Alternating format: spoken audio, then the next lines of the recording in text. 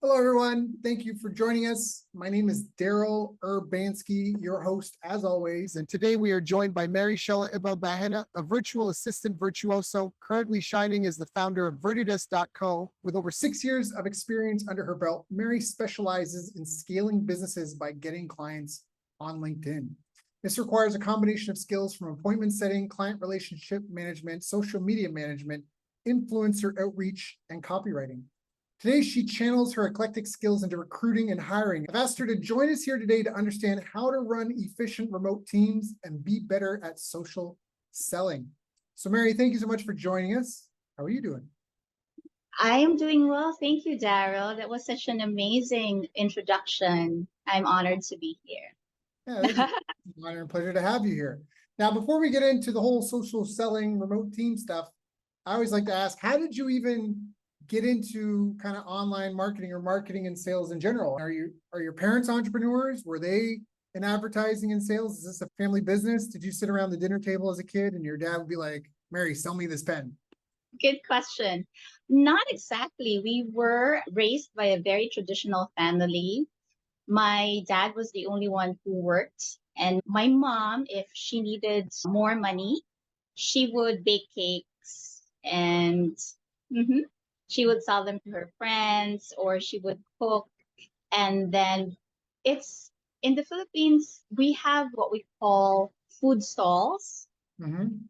And as I was growing up, my mom had some food stalls wherein people buy lunch package from her. And then if it's not that, the cakes, the pastries. And then my dad was a banker.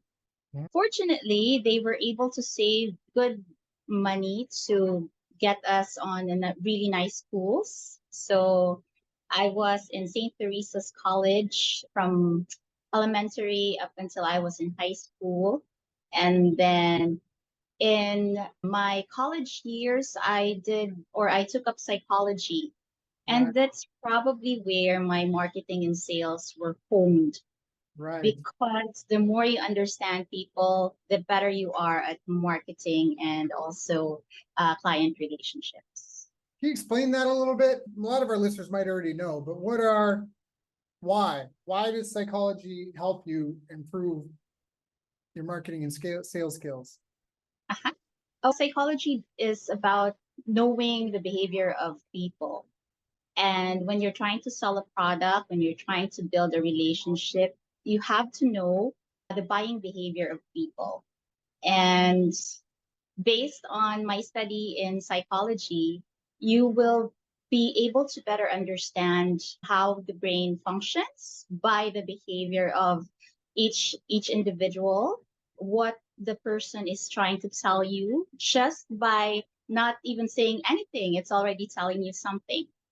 And when someone is not yet ready to buy, but then when you are able to uncover why they are not ready to buy, you are able to sell properly. And it's not even just selling, it's about letting them know that they really need it.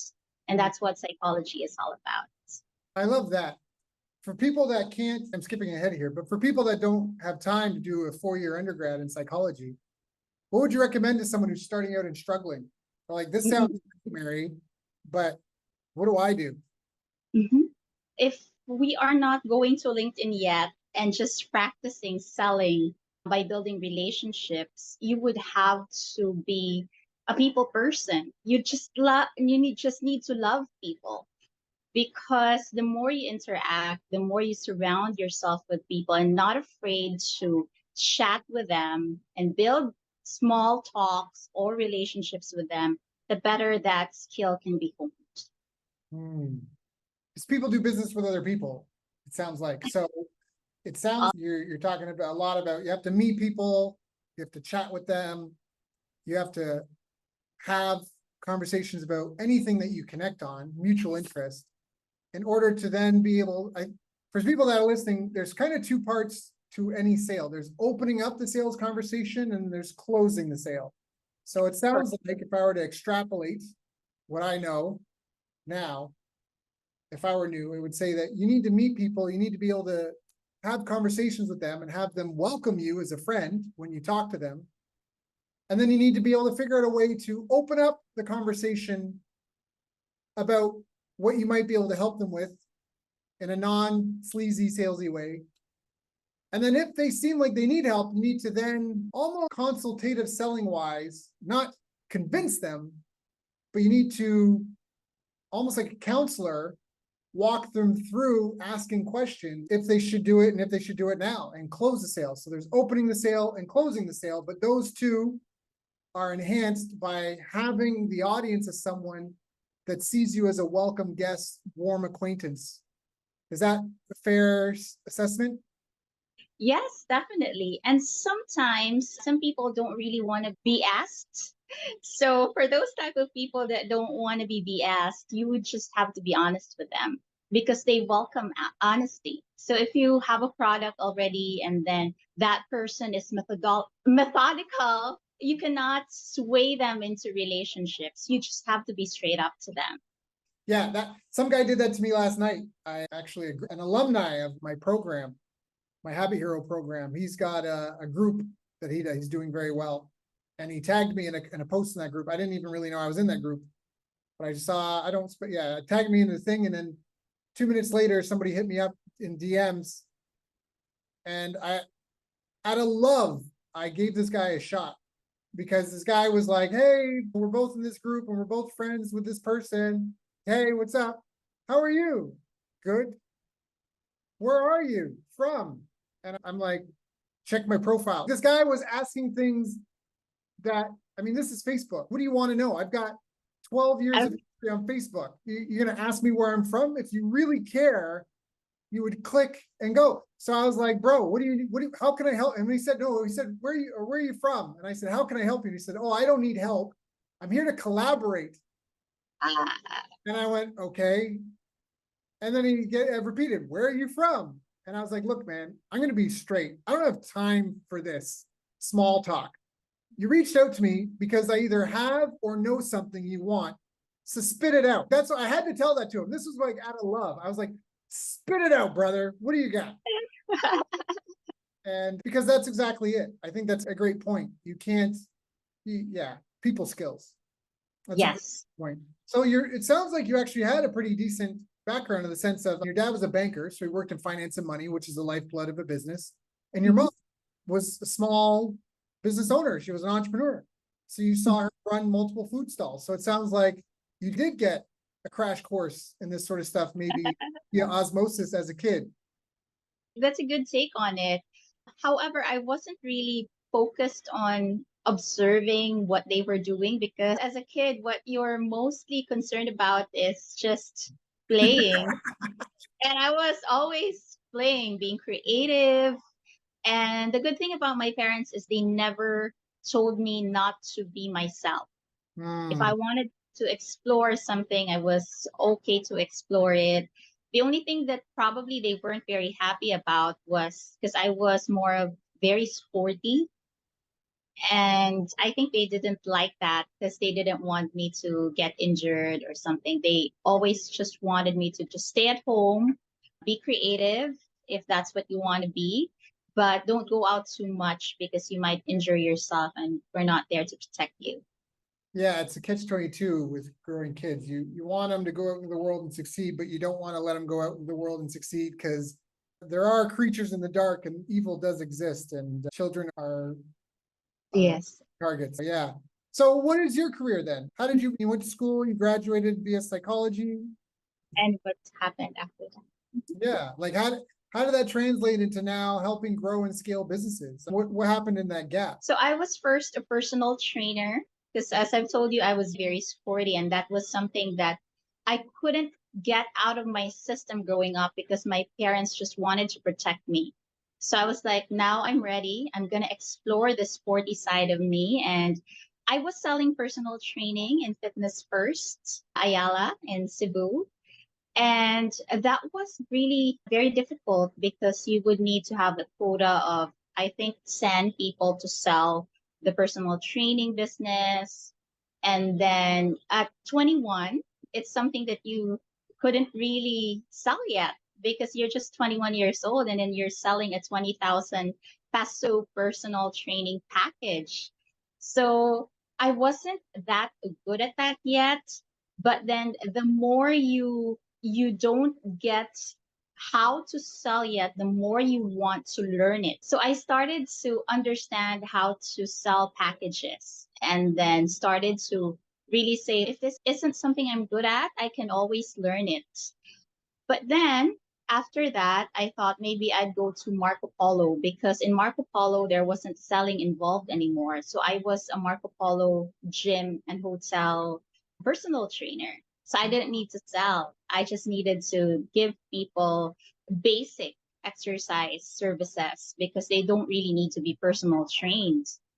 And then I was 27 when I started to become really ambitious. And I was telling myself I need to have a career because the personal training business at that time was not that good in Cebu. So I'm like, okay, time to go to the call center industry. And then I became a trainer. So I trained people for communications, I trained people for product, and then eventually get into sales because I realized that the money I get from training people and the money I get from being a sales agent was actually more. So Mhm. I'm like, why not get the get the stress out of training people? I was working 12 to 14 hours every day. Even Saturdays and Sundays, I was still working 12 to 14 hours. So Wow. I'm like, yeah, why not be a sales agent, be really good at it, just work 8 hours and then take home maybe 25 to 28,000 per month because that's how much you would take home before everything really scaled in the online world. That So was great income. And like years ago, still a good income in the Philippines now. For people that don't know, it's probably, what is that? It's around 700 to 1,000, something like that, US. 700 US. Yeah. Yeah. Got it. Okay. So you got into sales, I you got went into big BPOs, and then what? And then after that, everything became so hectic in Cebu. I think you were probably here already when that happened. IT Park had a Vida Reala. So that condominium really grew. IT Park grew. And it was just bad. The traffic was bad. When you get to the call center building, you're going to be tired. Yeah. And the back and forth, even if you live close by, it would take you maybe an hour to commute, Yeah. and I wasn't a On those fan of it. motorcycles, those guys, they like, sorry, I just remember I saw my light flash before my eyes a couple of times on those motorbike guys. Sorry. Haba. What? Haba? Is that what they are? I forget what they're called. They don't. Yeah. So yeah, if you remember those days, and then those were also very dangerous. It's not the safest way to commute. No, and they're in it for the speed. Their whole thing is volume. So they're like, when you, for people that don't know, when you get in a taxi, if your cab driver is driving crazy, you'd be like, hey, but these guys on a motorbike, that's the whole point. Like, you're taking a motorbike because it's cheaper and they're going to weave through the traffic. So you can't complain about them weaving through the traffic, even if you're worried and feeling your knees and feet scrape cars as they go. Yeah. So I get it. I fully get it. But you won't get anywhere in Cebu if you're not on one of those things. Like you said, even if you live nearby, you're almost better off to walk. Definitely. So I thought maybe I just would start up my career 2017 online and then build from there. And after which I started assisting business coaches already and then moved into real estate. It was also appointment setting for 8 months with Paul 10. And then after that, I went into social media for influencers. And after which, I also did appointment setting for business coaches and then appointment setting for healthcare. I even did personal training too as a coach and also as a personal training sales agent. And that was That, kind of freelance, where you were working for yourself.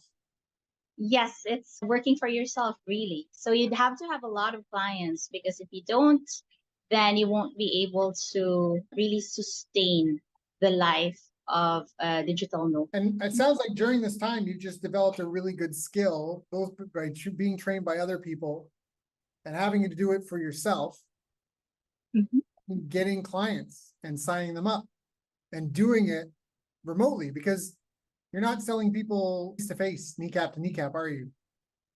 No, but sometimes you get to meet the clients in person, sometimes because they come to the Philippines. Yep. And then sometimes you just get referred since they've met you and they trust you. That's an important part. They've met you and they trust you. What are some, for people that are listening that are like, okay, I'm trying to grow and have an online business. I don't know how to get clients. Maybe they're someone like a hypnotherapist or who knows. What would you explain if you had to teach someone are the fundamentals of generating leads and sales online? Great question.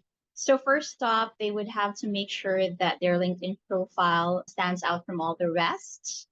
So they would need to put in their experience, a good professional picture, and then some posts about what they do so that they can be trusted by the people who are looking at their profile. And then also put themselves in groups, add themselves as members, connect with the people there, reshare posts of people that they believe are really sharing good posts, and then talk to other people. It doesn't need to be volume outreach.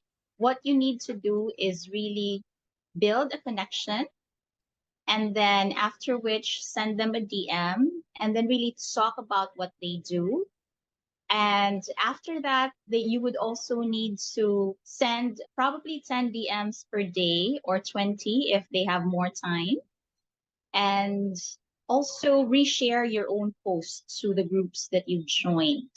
If you do that consistently, eventually people will be able to build a relationship with you and depends on what you post, but it should have to be a post that connects with people's interest. So a combination of posts that have stats about the program that you do. It would also have to be about family, about your friends, about your daily activities, what you do sometimes when you work, and how it can benefit the people that you want to sell the program to. Let me recap that. First, you have to, sounds like LinkedIn, you have to have your LinkedIn profile stand out. You need a professional picture. You need to be posting posts about what you do, probably ideally client results or relevant kind of tips and tricks, interesting information. And for people that don't quite get it, it's almost like a fishing concept where if I'm trying to catch a certain type of fish and that fish eats frogs, I'm not going to catch them with a worm on my hook.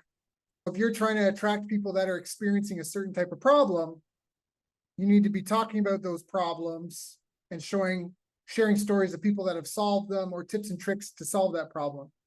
Exactly. Sounds like then you say join groups. This is because you have to go where the people are, with people in the group, engage, reshare good posts from those groups.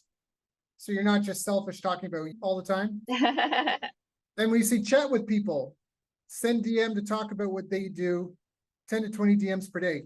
This all just sounds like just being social on social media.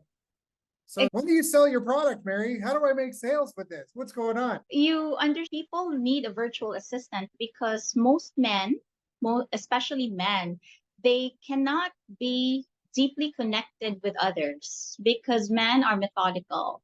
Man likes strategies. And if you're going to sell your product, it has to be a woman presenting that. And so with a virtual assistant who's more social, who's more dynamic and really loves to talk to people, that would be something that a business owner would need. And if I'm talking to business owners, I'm going to tell them this is what I do. And do you see how efficient that is? Do you see how good that is? Because if it's a woman selling your product, it has more of a personal touch to it. Is it a challenge to sell different types of products and programs? Can you sell anything anybody has?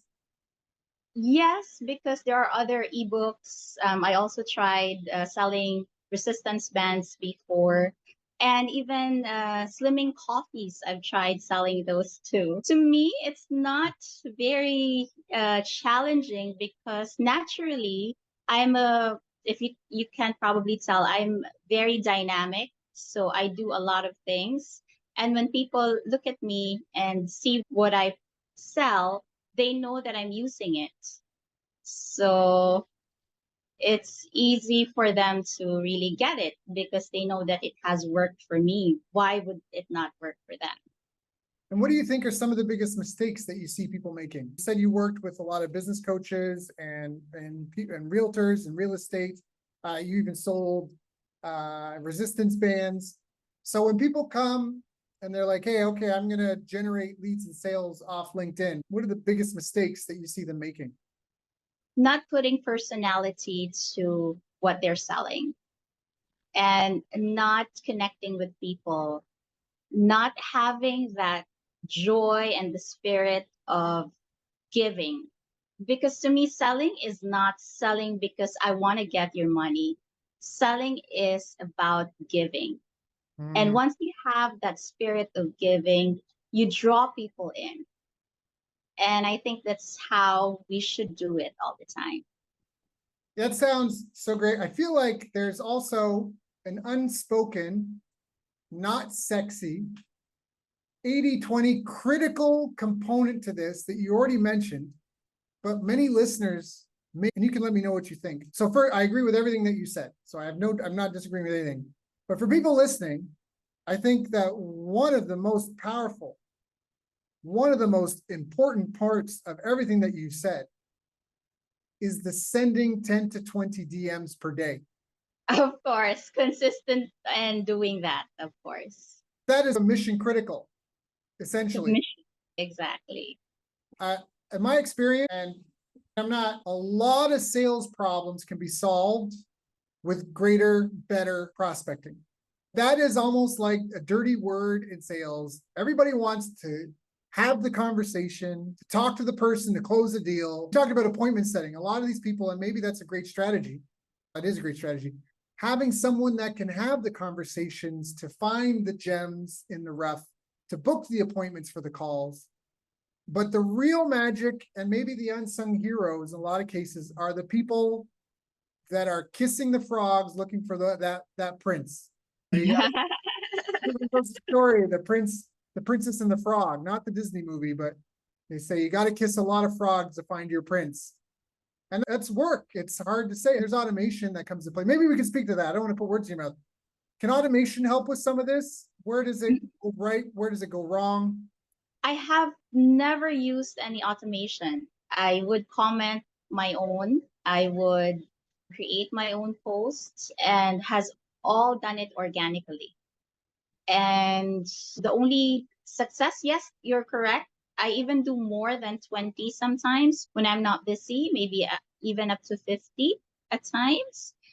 But I think there's just maybe some, Yan tells me it's because of my personality. It might be hard to copy, but I think that's also something that you need to find for the person who will do that for you. They need to be really people person, and they really would love to talk to others and really give. And that's, to me, that has been my secret so far. And how, again, for people that are listening, because I mean, there's a lot of people that get this, or what am I trying to say?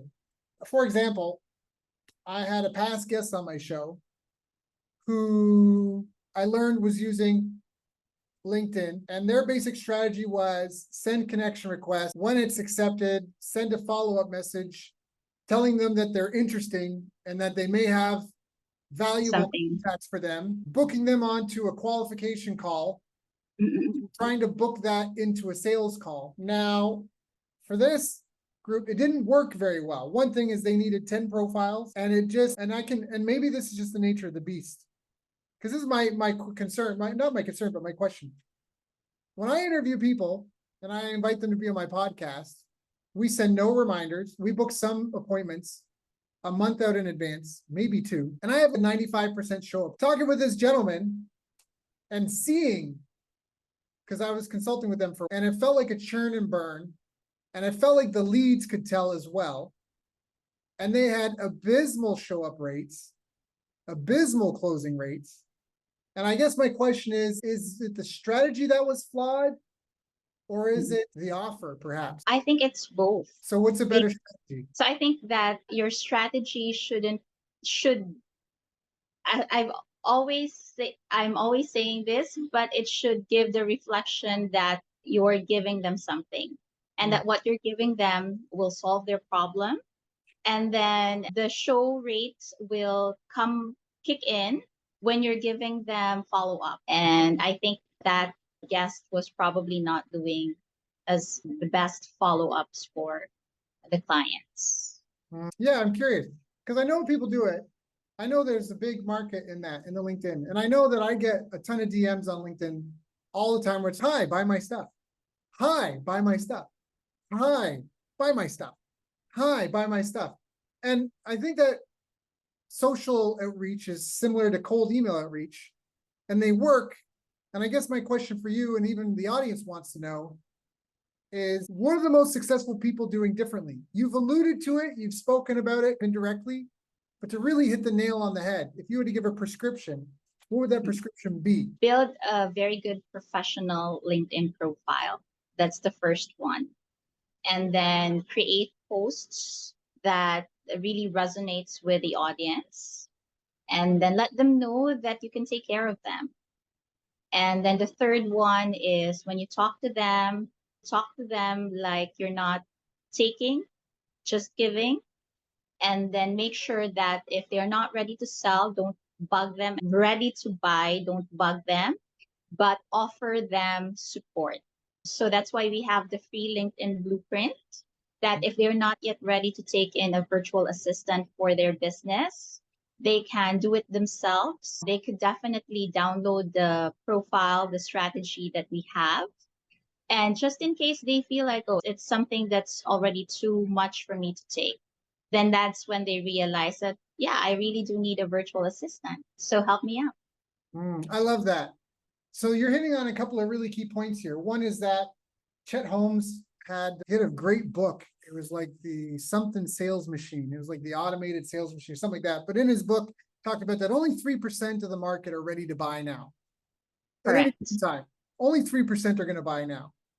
Of those three, those even that are ready to buy now, people buy when they're ready to buy, not when they're ready to sell. Not when you're ready to sell. So they only buy when they're ready to buy, not when you're ready to sell. So part of that, and this is a psychological term, but is recency bias. When they do decide to buy, they tend to turn to the most recent people related to the purchase they're looking to make, the most recent people they've interacted with. Okay. Makes sense. Even though see bias. So it's if they need dentist work, it's not that they remember the best dentists that they've met in their lives. They think about the dentist that they've seen most recently that they turned. And the other part is you talked about the feed the do-it-yourselfers as best you can until they basically fail, not because you haven't tried to help, but because they're refusing to do it properly and get the best tools, best help. And if they manage to fumble through on their own, great. But it sounds like, again, give. And you're using this giving in your posts and all this sort of stuff to, one, remain recent in their minds, two, to help solve them. Because if they just need a quick tweak fix and they're going to have a win, there's no long-term relationship there for you both anyhow. But by loving on them, if somebody else was experiencing a problem, they'll always refer you. Perfect example. I invited someone to my podcast. He's a Facebook ads guy. And he was referred to me because he had helped another friend of mine. And it was exactly that. He gave him something for free and helped him. And as a result, when I was asking about, hey, I want to bring another, he said, hey, you should talk to that guy. He's really good at what he does. And he genuinely helps people do business. There you have it. I love that. So there you have it. That tells you that selling is not that difficult when you nurture people and you nurture the leads that you have. I love that. So it sounds, yeah, that's fine. I think that's great. Now, what do you see as the future of the industry? There's a lot of disruption happening. There's AI, there's geopolitical issues. There's a lot happening in the world, economic issues. Where do you see the future of your industry in 5-10 years? Is this going to change? Are we all going to be chatting with AI bots? Good question. I never felt any, in my opinion, if you've been in the industry for a very long time, people would still need you because you've mastered it. But for those that probably have mastered it and then they utilize AI because they now know how to feed AI because they're masters of their craft, then Mm. they're the people who don't need it. But for people that are just starting out, they would need someone who can build with them and collaborate with them to boost it up. So maybe in 6 to 10 years trajectory, that's the only time where they could be masters of their craft and they could do it themselves. I like that. Yeah, I agree with you wholeheartedly on that. I think it's a tool. It's not necessarily a replacement. A lot of people perhaps had the same fears when calculators came out, because before we had calculators, people needed to do the math. And then when calculators came out, you didn't need an afternoon to do all the math. You could just put in the calculator and get the result. And so we just have better tools, and it changed the nature of bookkeeping and accounting forever. Spreadsheets did the exact same thing. Before spreadsheets, it was all paper. There wasn't a computer, and now it's revolutionized. And so I feel like in some ways, I agree with you that some people might be alarmists and also overhyping it because they may have financial interest for the result, but ultimately it's a better tool. And we didn't get rid of bookkeepers and we didn't get rid of accounting. It just evolved. And some people did have to get retrained, or they did have to learn a new skill or that sort of thing. But there weren't, what I'm trying to say, it wasn't a finite, definitive end to an industry. Exactly. It was an evolution. I think that's super. Exactly. I think it's Mhm. what are some of the habits that you yourself and your most successful clients you feel have helped and had consistently? Uh-huh. Very good question. I would say it has to be first, have a really good night's sleep.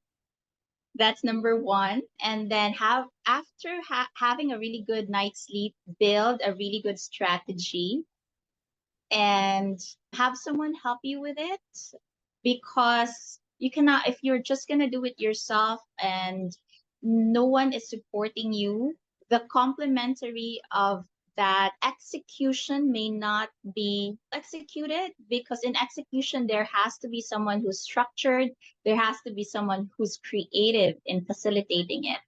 So there has to be two people doing it so that there's complementary. And then the third one is test it out Mm. and then refine it based on what you've tested it with. After having it refined, and then you feel that the stats are able to generate what you truly wanted from that strategy, stay consistent. Don't change it until there's another thing that you want out of it.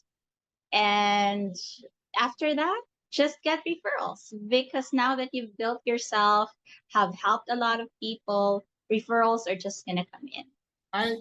I love this so much. What you just said is probably one of my fires.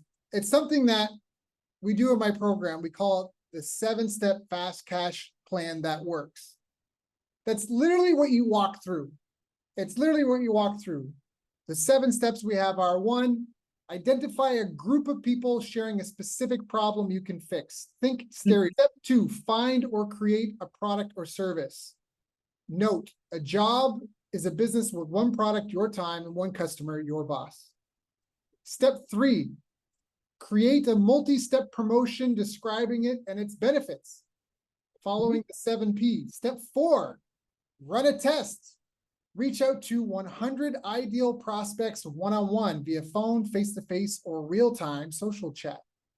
You're asking, would you or anyone need help with problem? Or would you or anyone result you deliver? Step 5, analyze results. Step 6, if results are good, Stick to it. reach out to another 100 ideal clients. If the results are not good, improve your product or service or promotion and start again. Step 7, if results are still good, keep rolling out and take care of business.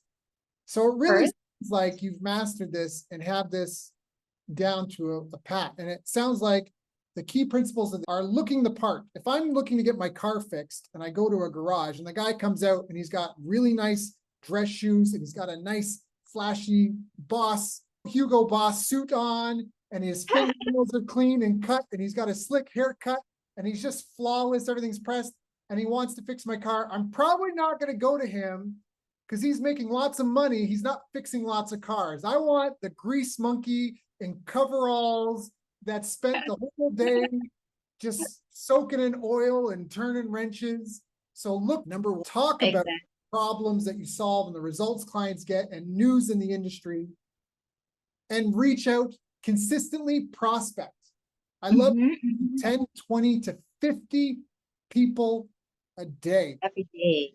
Yes, even on Saturdays and Sundays.